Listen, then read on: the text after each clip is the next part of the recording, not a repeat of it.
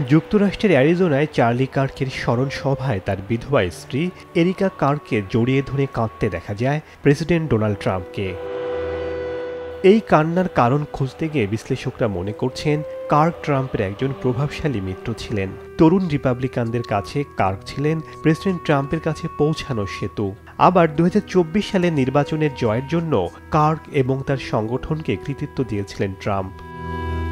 Charlie Kirk তার career শুরু করেছিলেন রক্ষণশীল রাজনীতির মধ্য দিয়ে। সামাজিক যোগাযোগ মাধ্যমে নিজস্ব ভঙ্গিতে রক্ষণশীল বার্তা ছড়িয়ে দিতেন তিনি। তার শ্রদ্ধাঞ্জলিতে ভাইস প্রেসিডেন্ট জেডি ভ্যান্স লিখেছেন, তরুণ রক্ষণশীল এই কর্মী তাদের পুরো সরকার পরিচালনা করতে সাহায্য করেছিলেন। ওই স্মরণ অনুষ্ঠানে এরিকা কার্ক তার প্রয়াত স্বামীর জীবনের প্রতি শ্রদ্ধা জানিয়ে বলেন, তার স্বামী অসম্পূর্ণ কাজ রেখে মারা গেছেন।